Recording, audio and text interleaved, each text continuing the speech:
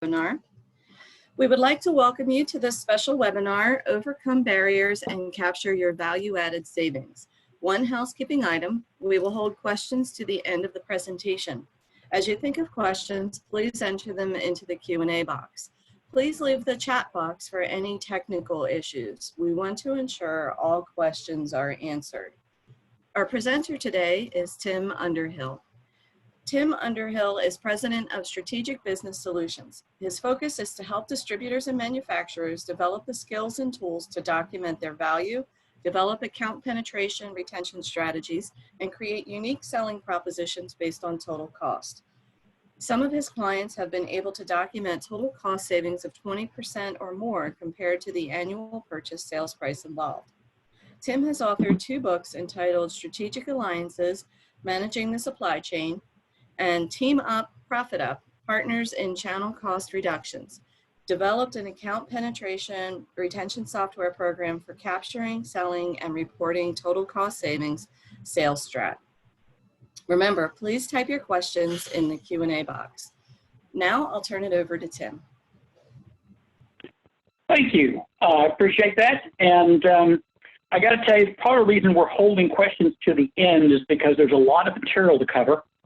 And we have an hour to do so, so I just want to be able to cover all the material. The other thing I should tell you is in the top right-hand corner, there's a number. If there is a specific question to a slide, you might reference the slide. That'll make it easier for me to come back to it. With that said, let's go ahead and get started. One of the things I got to tell you is that the economy often drives the customer focus. Back, I will say a year ago, when the economy was pretty hot, a lot of times the focus is on how does the customer grow their revenues, not how you grow yours, but how do they grow their revenues. And so when the economy is hot, that's where the focus is. When the economy kind of gets weak, like we're at right now, the focus is on cost cutting, and I cannot stress this enough. They're not going to be able to grow their revenues. They want to be profitable. And a lot of that's going to come from external sources. And so, we don't know what's going to happen. We don't know if it's going to be everybody's hoping for a quick turnaround. But if it comes back in the fall and we don't have a cure or a way to stop the virus, then there's a possibility this is going to be drawn out for a bit longer. And again, that's just going to put more and more pressures on cost, and suppliers are costs. And there's no other way to put it. So the question comes down to this. You've got to be able to demonstrate total cost savings. When you don't document or show that savings, it's like throwing money down a hole. You're going to lose some sales, both new sales that you want as well as existing sales as they go for a lower price if you're not giving them a reason to stay with you. So why don't salespeople do a better job in documenting their value? The top 4 reasons come down to this. Number 1, it takes too long. And one of the things I got to tell you, these are real issues. And we're going to be covering a lot of different points.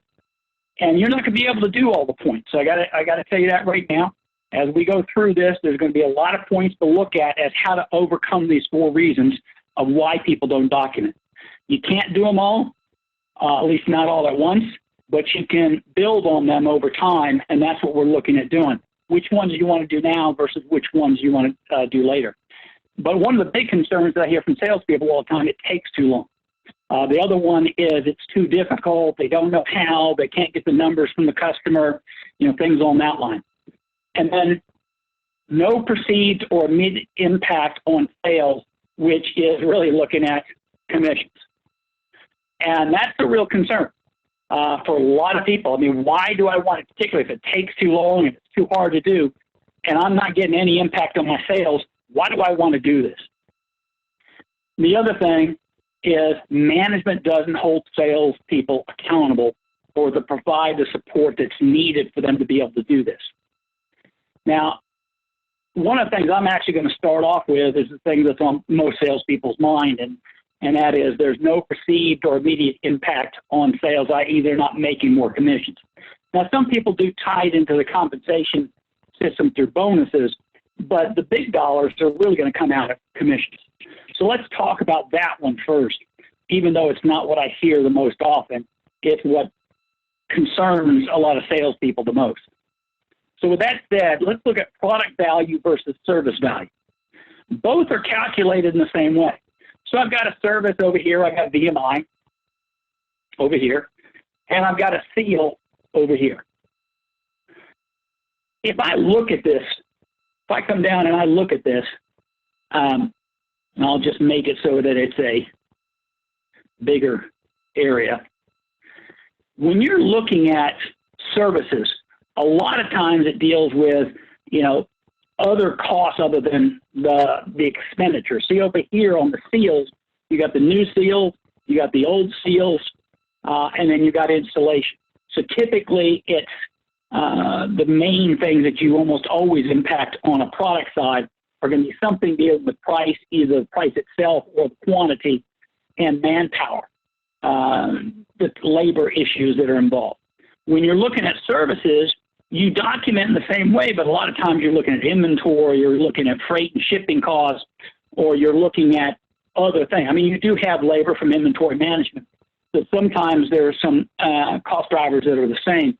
But the bottom line is you measure them the same way. Both are calculated in exactly the same way.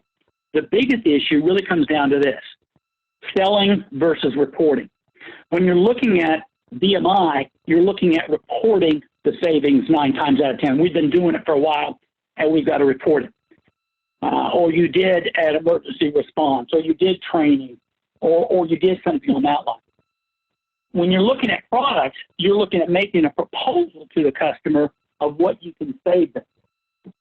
Typically, a product adds value when it's easier or quicker to install, when it lasts longer, therefore they don't have downtime, there's much maintenance. It saves on energy. It increases flow rates. It decreases rejects. Maybe the pressure going through the hoses isn't enough, and you end up because there's leaks in the line, and you end up not getting the heat that you need to cook a product correctly or something on that line. So you're looking at things like valve stem kits. That, you know, when you're looking at a valve, I used to work for a company called Red Band Pipe and Supply, totally different industry. You guys are dealing with, I also work with Schwedlock and some other companies that deal with high pressure, small hoses and fittings and things on that line, but, or valves and fittings. But what you're looking at is, you know, back when I was with Red Band, you know, we had valve stem kits, so did Schwedlock. You don't require welding on some valves.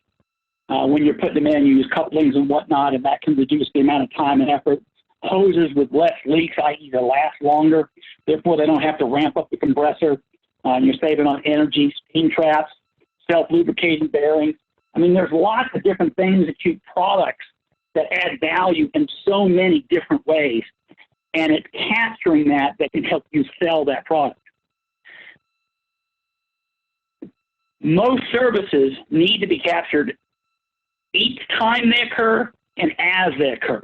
So when you're looking at things like technical support, problem solving, emergency deliveries, those things occur. I mean, it's not something they're asking for it, I mean, ahead of time and saying, hey, can you provide technical support? Well, the answer is yes. But when you provide it, you need to be able to show what that value was right away, because over time, it's going to diminish. It's going to be a tiny little dollar amount. Same thing with problem solving, emergency deliveries.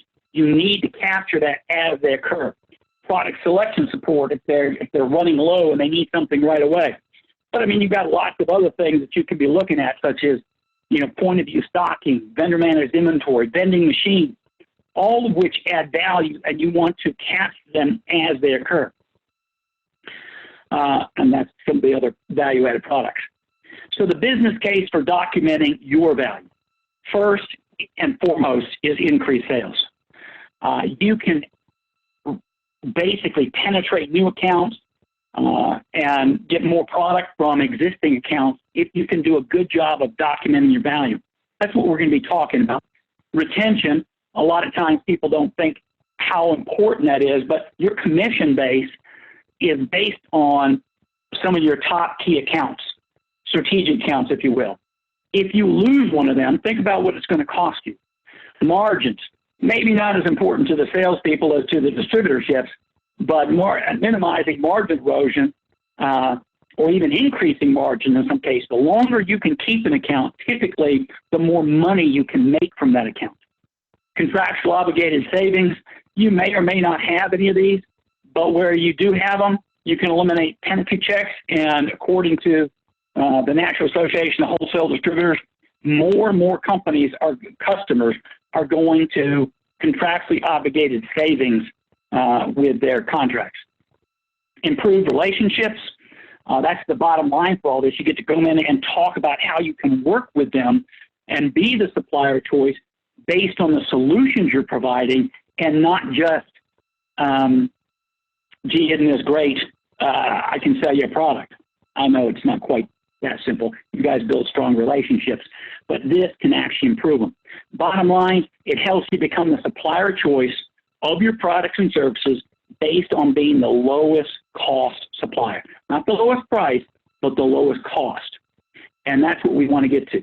So one of the first things I'm going to tell you is you want to segment your customers. And when I'm talking about segmenting your customers, typically I break it up into six boxes, but we're going to focus in on three of them. These up here, the big counts that you have, big dollars, they want to work with you, so there's a great relationship. They want to work with you. They have the time because they're looking at what you're doing as critical to their operations and being more profitable. And then you're going to have these other enhanced relationships. They may not want to work with you, but they're still big dollars. So again, they may not want to work with you, but you can provide them with some stuff that they're going to accept and just go on. They're not going to spend as much time with you as you might have up here with these accounts. The enhanced relationship, you got a good relationship with them. They're maybe medium-sized accounts. They're important to you. The point I want to get to is 88% of your accounts you're not going to document for. 88% of the distributor's accounts you really don't need to spend a lot of time documenting for. It's that 12% up here that probably represents, 80% of your business, 70% of your business. Those are the ones you need to document for. Now, my question to you is this. What does it cost you if you lose one of these accounts? Once each salesperson, think about it. It doesn't have to be that critical to the distributorship, but think about it from your own commissions. If you lost one of your top two accounts, what would it cost you? How many months is it going to take you to regain those sales? How many hours a week are you going to have to spend trying to get those sales back? How much compensation is lost in that time? Typically to document a solution, it's less than 30% or 30 minutes. If you look at that as one per week, you're looking at 25 hours per year per salesperson. What is it going to cost you if you don't document? The other thing is we're going to show you some ways to take that 30 minutes down to 10, maybe even down to 5 minutes, depending on what you implement. And you end up with a better report, one that the customer likes and wants to pass throughout the organization. Now let's talk about penetrating your current accounts further. You take your top 2 or 3 accounts. Excuse me.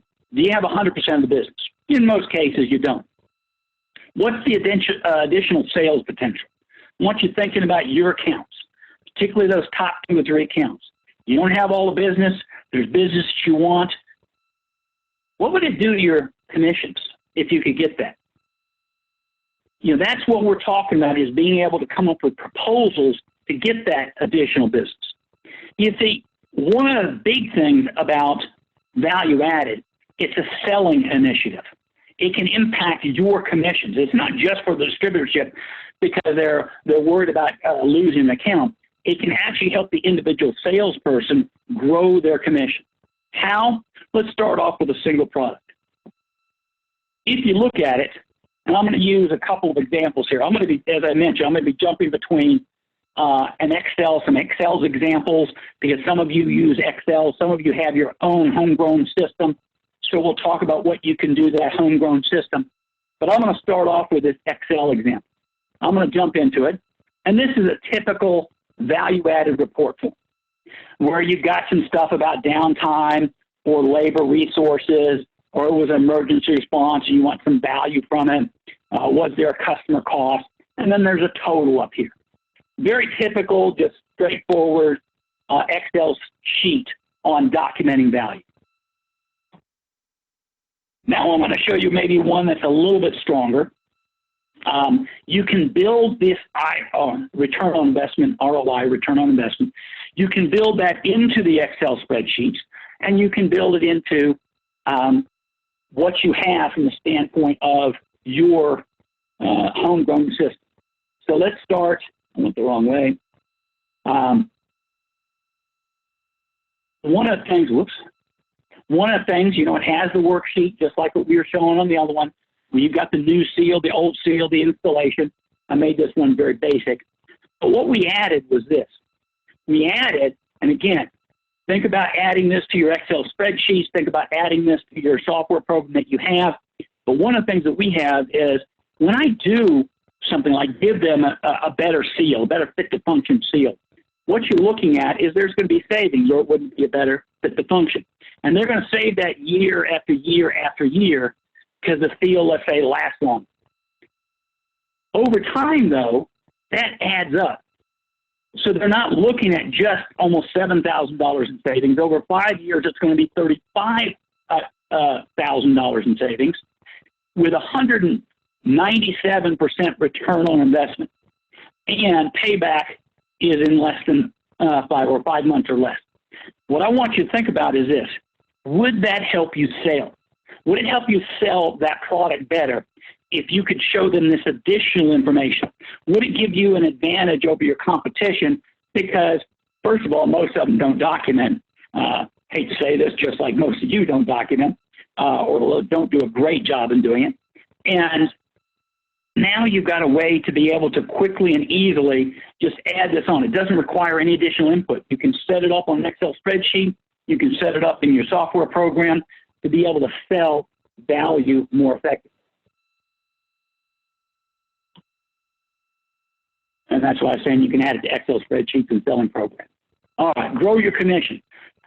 Two things, project proposals and cross-selling. Now, with project proposals, one of the things that you want to do is you want to do more than just products. Why is that? You want to do products and services because you want to give them a reason of why they need to do the whole package and not just pieces of it. If all you do is present product changes, they'll just change it out, and you may or may not get it. But if you provide some services in there, in the proposal, then what you get is you get a presentation or a proposal to the customer that almost requires them to utilize you to get to the services and the products, unless they're really lousy customers and they shop around. So when you're looking at projects, you know, maybe it's equipment uses like crimpers, or maybe it's material staging, or maybe there's design reviews and support. I mean, there's lots of different things that you can be looking at that add value, such as maybe you're doing prefabrication, maybe you're doing project trailers, maybe you're doing assembly. I don't know what you do in your projects. You've got to decide that. But those are all services that can be added into the products that you're looking at that might be better for the customer. And so I'm going to use cross-selling as an example. Now let's take this white area, and let's say that's all, this is everything that you want from the customer right there. All of this is what you want from the customer. This is what you have. So let's say you have seals. And the reason I'm using seals, there's a lot of different associations. There's, I think it was 7 different associations or 6 different associations, and all selling different parts and whatnot. So I'm just going to use seals as an example that applies. The same type of thing applies to most of you. So let's say you have seals, but you're looking over there and there's valves and fittings that you want. There's hoses that you want. Maybe there's even power transmission stuff that you want. The question is, how do you get that business? Now, typically what the salesperson does is they'll go through and they'll identify a product here or there that is a better fit to function, and they tell the customer about it, and they might get that single product because it's not likely that they're going to give you all of the business in an area simply because you pointed out 3 products. What you want to do is, first of all, you have to prove the value of what you have first. I mean, if I'm not showing a lot of value over here, I'm showing just a little bit, then why do they think I really deserve this business? So the first thing you got to do is show all the stuff that you're doing for those seals, and that there's a lot of dollars there that you're bringing in. Prove that you can do what you say you're going to do, and then you make a proposal for the whole group, not just a product. You do the proposal to everything in here, and you do it not as individual products, but you do it as a group. So you come in with a proposal. It needs to include services. Again, if all you've got is products, they may just give you those 2, 3, 5, 10 products, but they're not going to give you everything. If you come in and you have a lot of additional services that you can add, then what you end up with is a reason why you tell them, because of all this value that you're providing, then this is what we need. And the services you're going to add, we need the whole package in order to be able to do it. Now, the other thing that I work with my clients on, I showed you that ROI. We actually take all of this and show them the 5-year accumulated savings, the return on investment, and the payback period as well of what they're getting. So we add that in as everything combined. This is what you're going to get for working with us on everything, not just piecemeal it out. The last piece is new account penetration. Imagine these are target accounts, that you have a group of accounts that you don't have, customers that you want, and those are the red blinking lights at the top, the red ones. You're not the supplier choice there. You want to get in. First question is, how much sales are at stake? How much compensation could you gain if you can prove your savings to the customer and gain one of them? And that's what we're looking at with value added from the standpoint of being able to penetrate. You want to be able to pull these accounts in to where you're making more money, the distributorship's making more money, and you do that based on what you're going to be able to show them in total cost savings. Now, it's hard to be able to go into an account and tell them how much you're going to save them when you're not being able to show what you can save to your current accounts. So that's very important. And then what you want your system to do is to capture information that might help you sell. The two things that my clients work on are industries and objectives. Now, you can add these into an Excel spreadsheet. Makes it a little bit more difficult to do. But if you have your own homegrown system, make it automatic by customers to pick up, and by solution, pick up the industries and the objectives. Why? Let's look at a new account. And you've got a whole bunch of stuff that you've done for a specific industry. Now imagine being able to go in with a report that's, 40, 50 solutions thick, and be able to say, this is what we're doing for our other customers to save them money. We'd like to be able to look at, and we know you're in this, we're in it. We're in the food and beverage industry. We're in the oil and gas industry. We're in whatever industry that you look at. And you can run a report and you basically say, I know your industry. I know what we can do. And this is it. And it's worth, what, $1.5 million for the last 2 years? When you take all your customers that are in that industry in there, or if you're looking at helping the customer achieve objectives. But if all you've got is a few value-added things by industry or by objectives, it's not going to be nearly as powerful. You want to be able to go in there and be able to show them, to be able to open the door and say, hey, let us take a look. Let us look to see what we can come back and save you, because if we can save it, obviously your current supplier isn't doing this stuff. We can go in, we can evaluate, are you interested in getting a report from us and how much money we can save you? And right now, a lot of people are going to be looking at that. Now let's move away from point number 3 and go to it takes too long. Because as much as the commissions may be there, if it's too long or too difficult, people aren't going to do it. So how do you make it quicker? Well, the first thing, literally, and there's 2 major points. The first one is the write-up. Now, when you're looking at a write-up, what you're looking at is the ability to go in and have it pre-written around specific solutions. So the write-up, I should actually probably go back there and show you what I'm talking about by the write-up.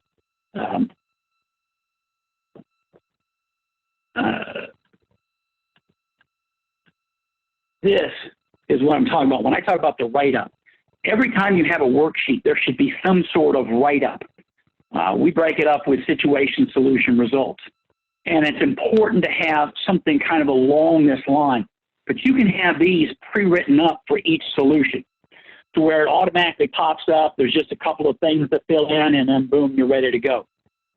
So that's what I'm talking about by the write-up already being set up. And so the write-up is so critical because it's your marketing piece and your call plan at the same time. So this is what we just looked at. Why do I have situation, solution, result? Think about how you sell a solution. If there's no need for the solution, then there's no point in popping the solution up and saying, hey, we can do this, if there's no need to it.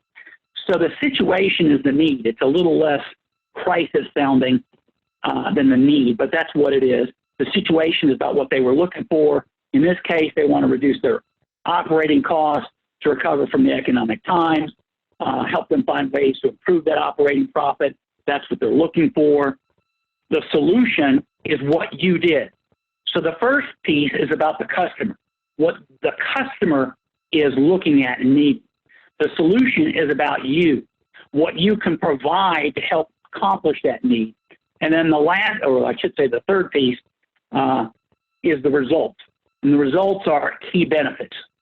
What's in it for the customer? Lower maintenance, reduced downtime, reduced annual spend. I like to put those in bullets because I want them to jump off the page.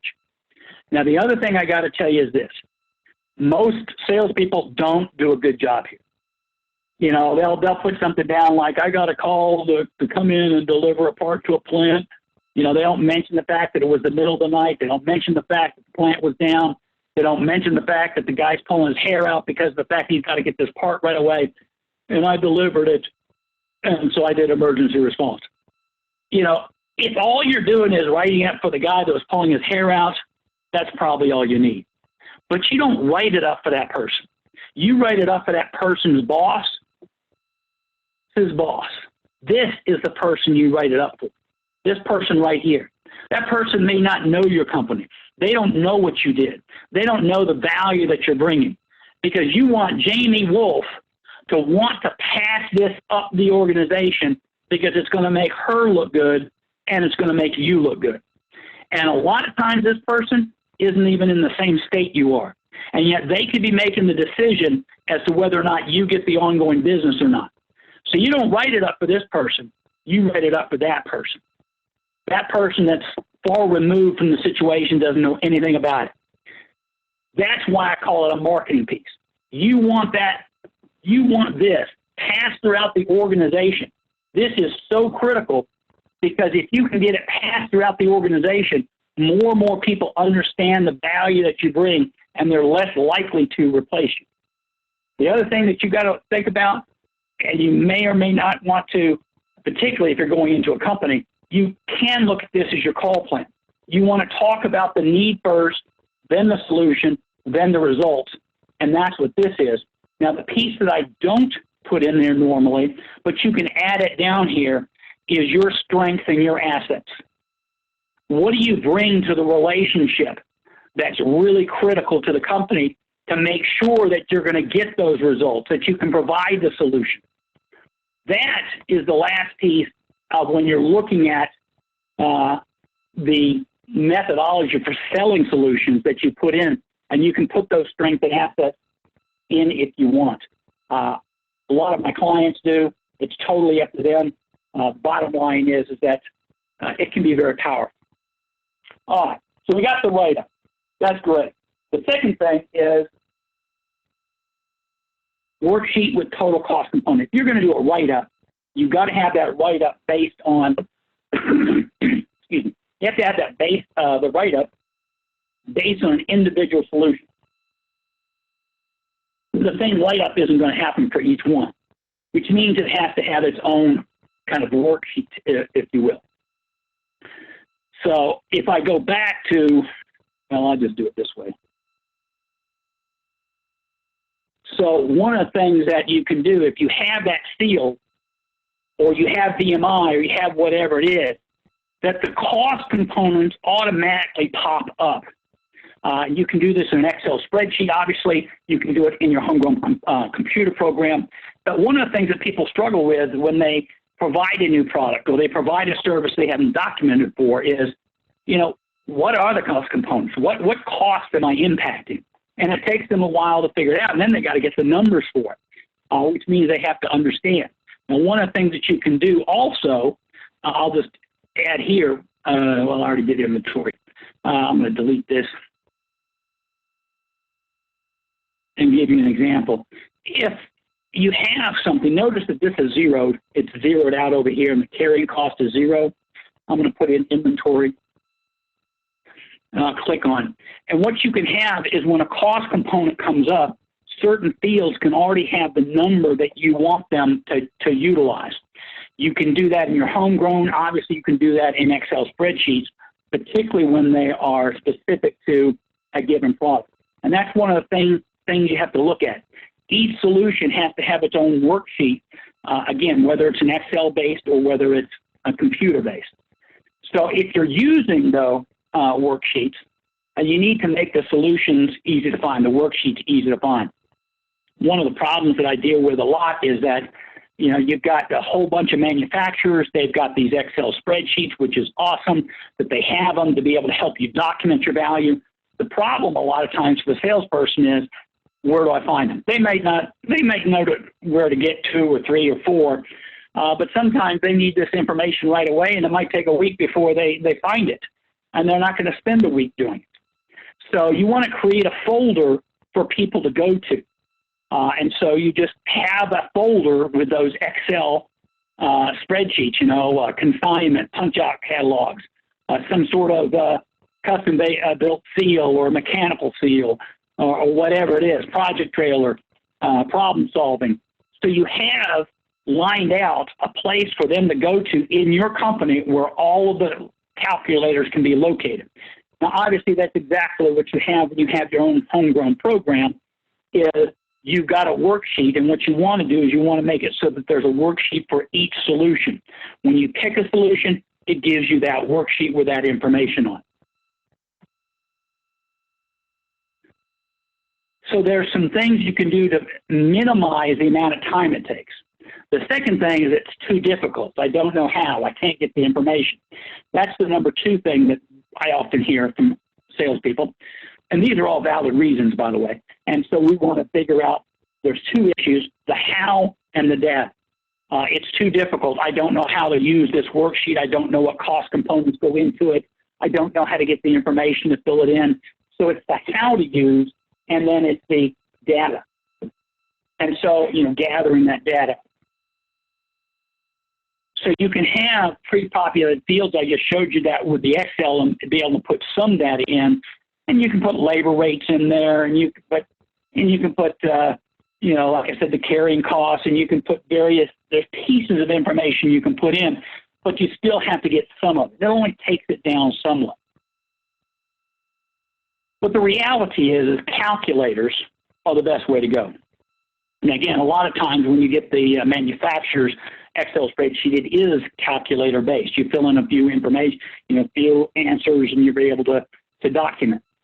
But for your own internal system, what you want to do is you want to build the same thing. You know, this one happens to be for VMI, vendor managed inventory, is what the VMI stands for. And so you're looking at filling in, you put in the answers, and you can have default answers in there if you want. You can do the same thing with a product, such as a seal in this case, answer a few questions and be able to, you know, hit return and go on. And that's fantastic. The more you can do that, the better. And it makes it easier. And where you can do that, it literally takes, I mean, to fill in these questions, I'll actually go back here. I deal with this all the time. And most people that I deal with can actually create a document, a proposal to a customer in 5 minutes. Imagine being able to do that in 5 minutes. But that means setting up your system to help the salesperson sell those products. And again, those Excel spreadsheets from manufacturers are fantastic. Those of you with your own program need to build those in. And it's not too difficult to do in most cases. But let's say you still cannot get the numbers. You just can't get them for some reason.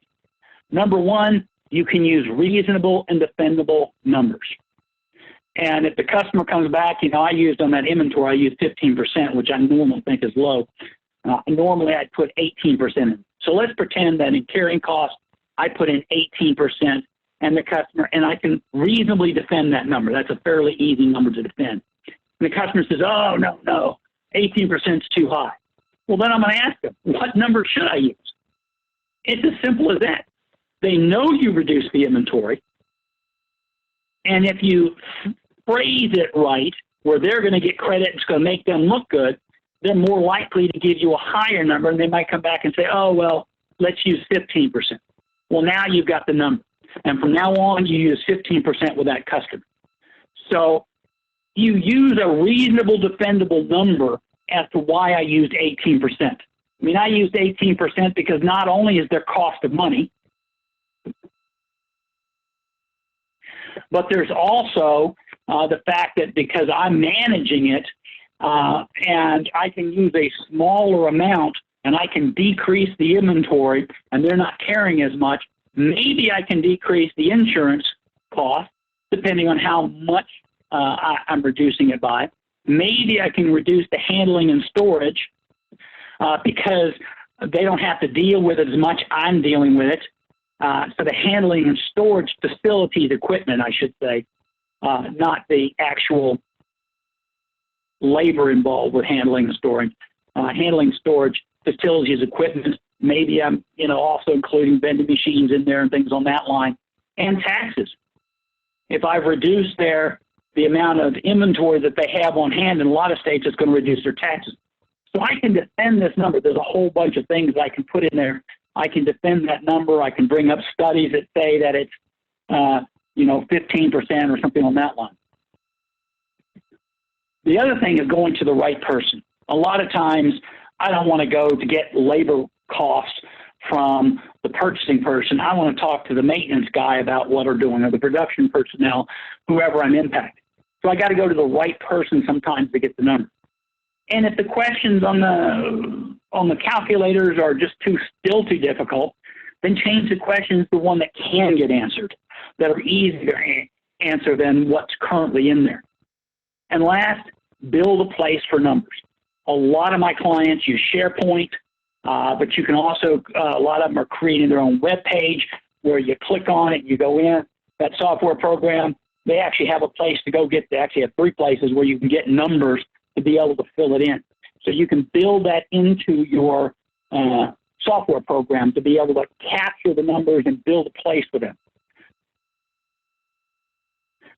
The last piece of this is management doesn't hold salespeople accountable or provide support. If you're really going to take value added seriously as a sales organization, then there's 3 things that you got to have. I mean, when you're looking at just providing a worksheet and some training, you're not going to get a lot of huge results. A successful value capture selling reporting process has 3 main pieces to it. Number 1, the skill set, importance to the customer, but also commissions. Salespeople need to understand how this is impacting their commissions. It's a sales program. You can sell projects. You can cross-sell. You can penetrate new accounts. You can sell product better. The bottom line, it can have a huge impact on your commissions if they see the benefit of it. And that's part of what we've got to be able to do to get them to go out there and utilize. Support. You've got to make it easier and faster and resolve any issues that they may have. And we talked about making it easier, faster. We talked about commissions. But a lot of times what's going to come up is, I don't have it document, something, vending machines. Maybe you haven't documented vending machines before. Or maybe you haven't documented, changing out a hose that has leaks in it and therefore the compressor had to be ramped up and there was energy savings, and you don't know how to capture that. They need to be able to have a place to go to, the support, to be able to know how to document that if you're going to do documentation. And so you have to have that support process built in.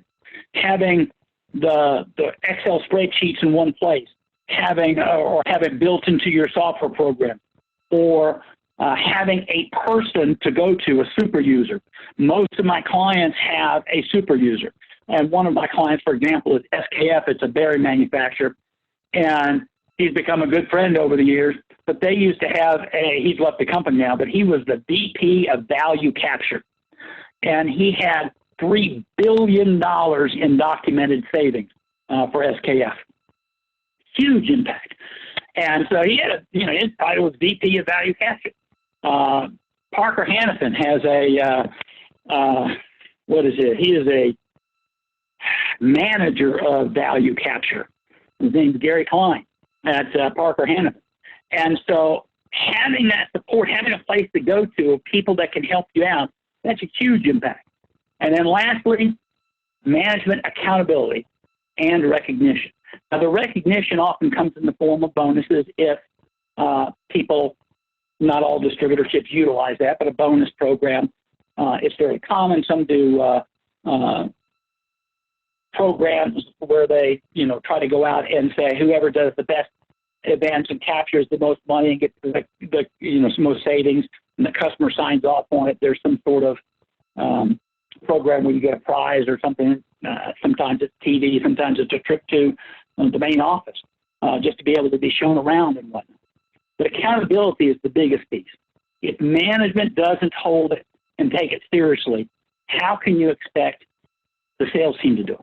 Management has to take this seriously. They have to be asking about it. They have to talk to people and find out what they can do to support the sales team when the sales team isn't documenting. Find out why. Find out what the problems are.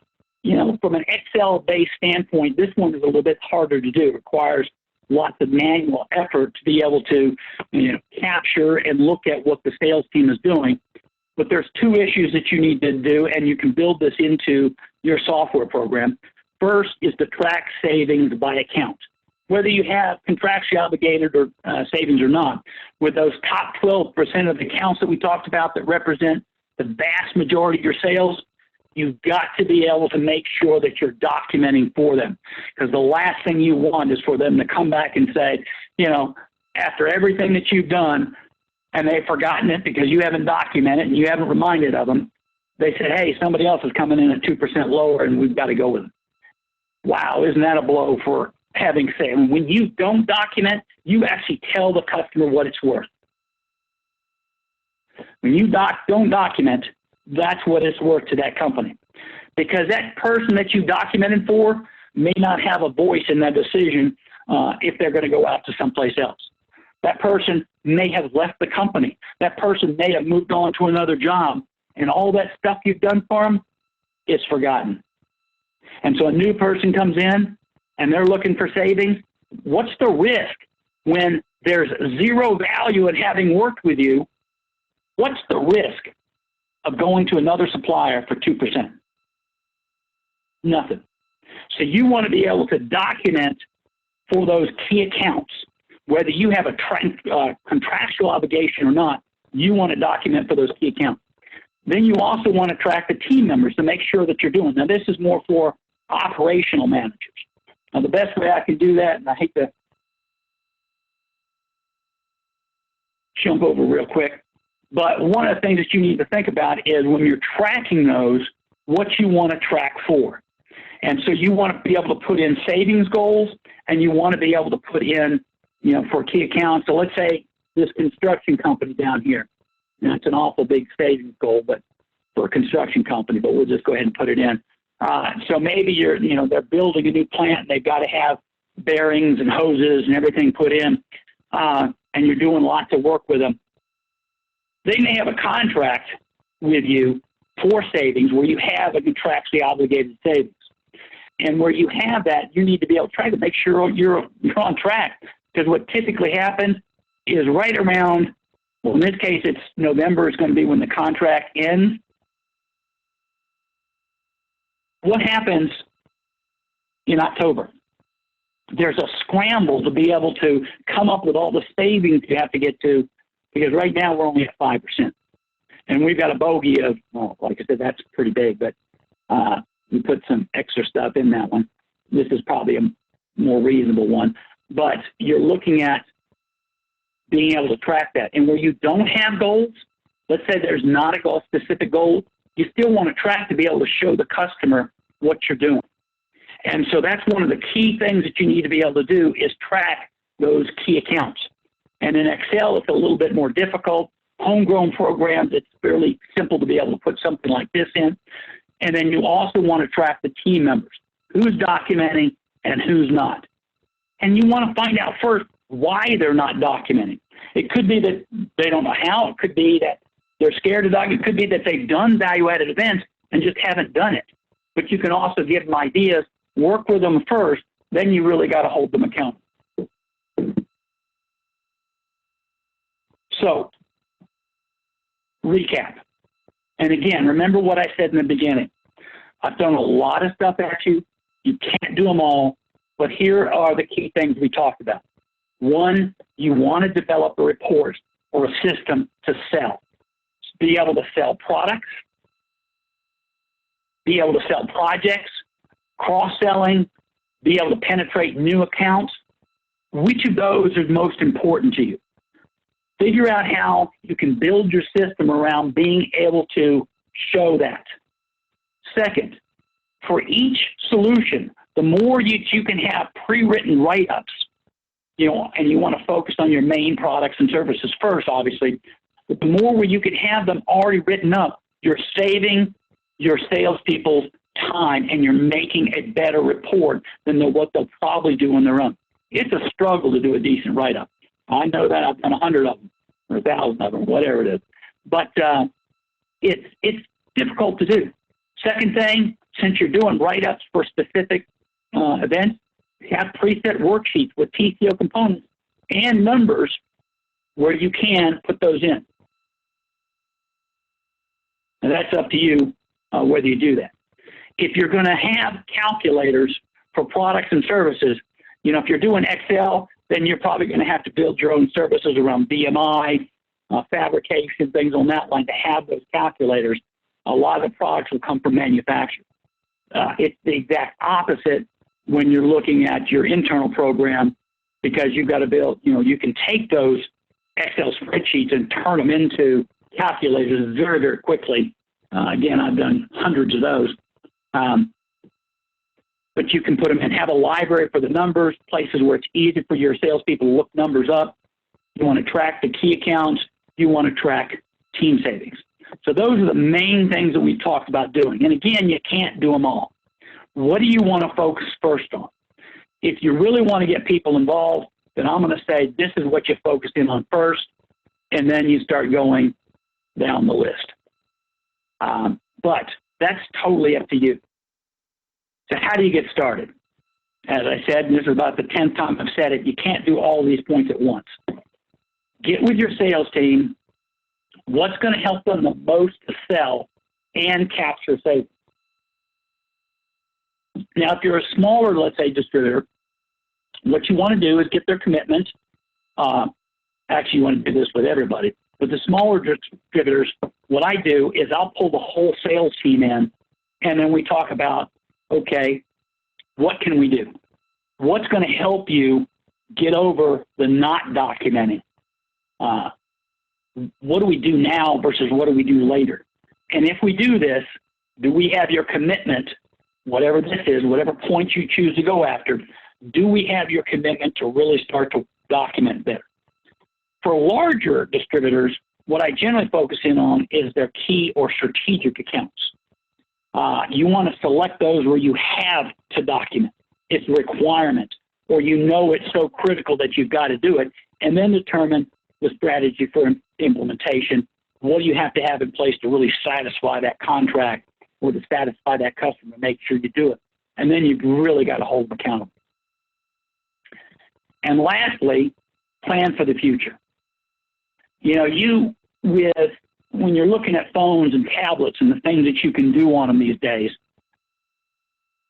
you can put Excel spreadsheets and many programs on tablet PCs, but it's kind of expensive to outfit everybody with it. What you really want to do is you want to build it so that it's into a smartphone, so that they can just pull up that calculator, pull up that form, pull up those notes, and boom, they can do it. I mean, think about it. You got a calculator on your phone. You can answer the questions and do the write-up in under 5 minutes, and then you save it and you send it to the customer while you're with them, while you're discussing what this product will do or what this program will do, whatever it is you're looking at doing with them. Imagine being able to do that right with the customer, get the customer to help answer or put in reasonable, defendable numbers if they don't know it, but you're right there with the customer. Would that help you sell? Would that help you capture your value? And the answer, of course, is yes. I mean, that's the thing that salespeople want. They want to be able to just talk to the customer, pull it up, give them a report, and you can email it to them from your phone. Gmail automatically shows up on my phone, both my personal as well as my business phone. And Gmail is already there.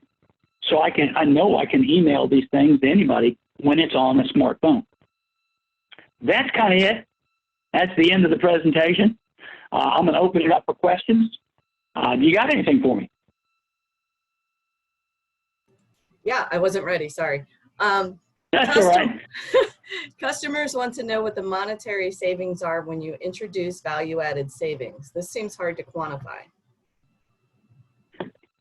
Repeat the question again. Customers want to know what?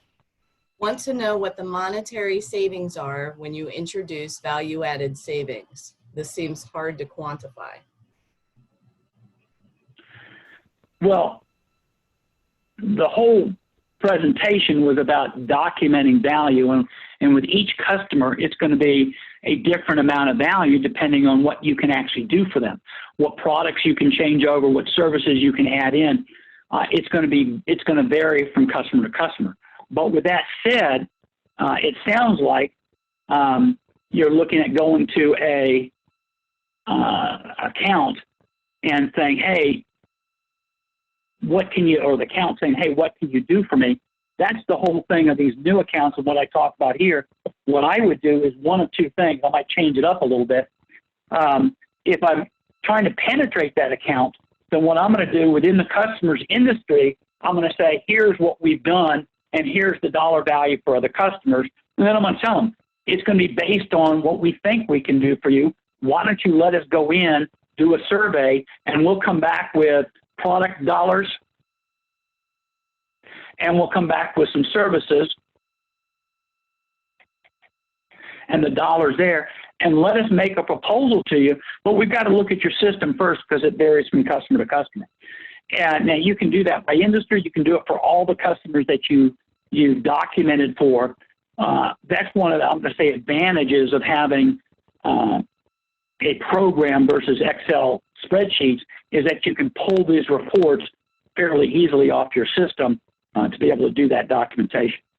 I don't know if that 100% answered the question, but if that's what they're looking for, then I would say, hey, let me do a survey and go in and estimate what the savings is going to be.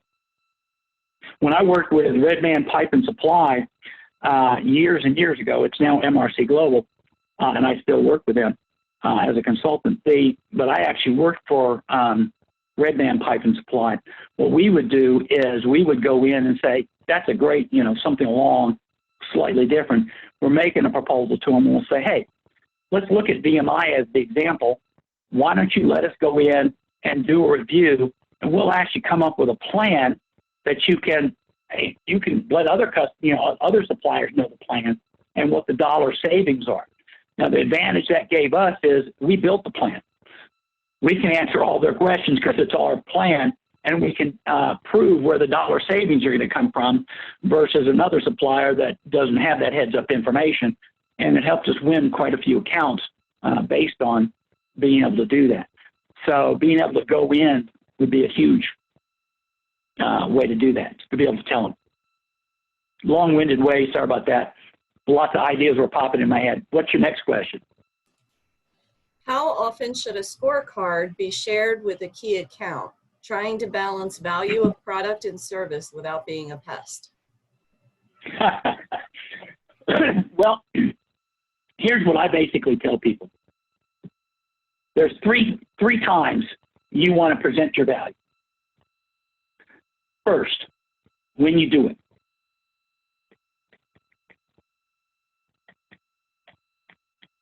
And I cannot stress this enough, because what happens, and I'll tell you what, I'm actually going to jump to a different presentation. I didn't have it in this one. But I'm going to jump to a different presentation here real quick.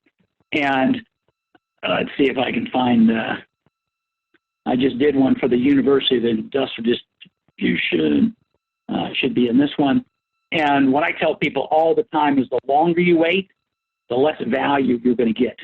And this is the graph that I use to show that. And so if this is when I provided the value-added event, and this is when I documented a short period of time, this is the value I get it. This is the dollars I get, the perceived value added. I wait 6 months, I'll be lucky to get that amount of value. I wait a year, this is the amount of value I'm going to get. So the first thing I got to tell you is when you're documenting, the number one thing is immediate. When you add value, you want to give them a scorecard immediate. You want to show them what the impact is when it occurs. I mean, if it's important to them, if you're saving them money, you're not pestering them. You're just saying, hey, here's what we did. You give it to them, and you can walk away. The second thing is what I call business reviews. Now, in a business review, I'm writing fast here, so in a business review, I want to go in 2 to 4 times a year, and that's where I want to show them everything that I've done for them. And I generally show 2 things. What we've done, let's say I'm doing it on a quarterly basis, or, I want to show them what I did for this quarter, and then I also want to show them what I've done for the last year. So I show them 4 quarters. I want to show them both, and I want to talk about some additional ideas that we have to save them money and as a way to move forward. And then third is annual. I just want to give them an overview. Now this is more detailed up here, but here I just want to give them a 1-page report or a 2-page report or something very small, just as a reminder, hey, this is what we've done the year, and here's all the savings. Now, that's what I tell most of my clients to do.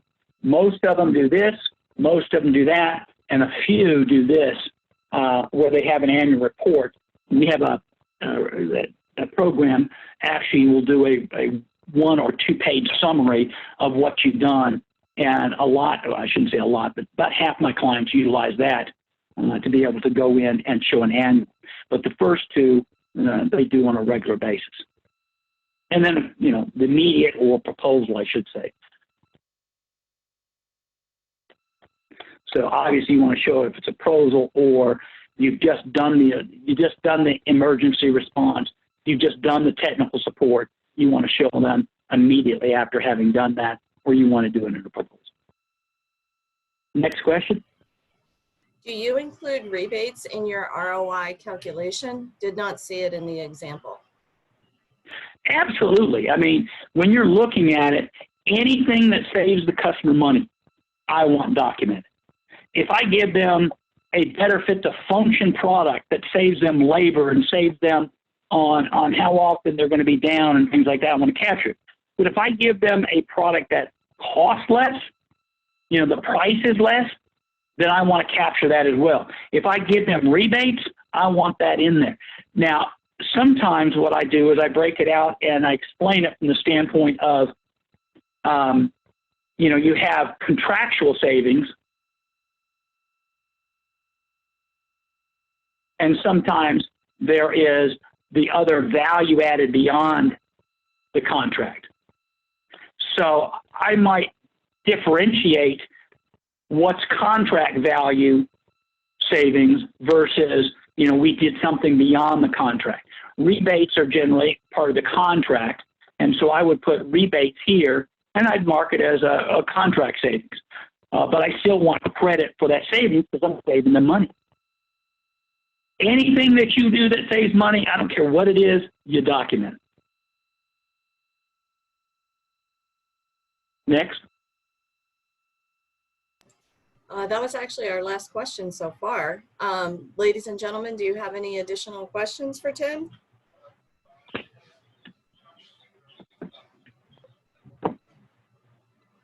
Well, if you do, feel free to contact me. I'll come down here and I'll put that contact information up. If you do, you want to contact me, go ahead and do that. My number's right there. If you want a copy, a PDF of the presentation, I'll be more than happy to send you that. And if you, and I'll probably put you on a mailing list. You can tell me you don't want on it, that's fine. But we have a series of blogs or a series of articles on that, and we're coming out with a YouTube video series on documenting value. We'll put you on that mailing list to get those if you're interested. If you're not, I'll just send you the presentation, again, on PDF format. So contact me if you want it, and otherwise, y'all have a great day, and I appreciate your attendance. All right. We would like to thank Tim for this presentation today. We would also like to thank those of you on this call for your participation. A recording of this session will be available online within the next week or so. We will also be sending you via email a link to a short program evaluation. Your feedback is important to us. We hope you will take a few minutes to complete the evaluation. This concludes our presentation. Thank you. Have a good day and a great weekend. And Tim, thank you very much. Thank you. Bye now. Bye.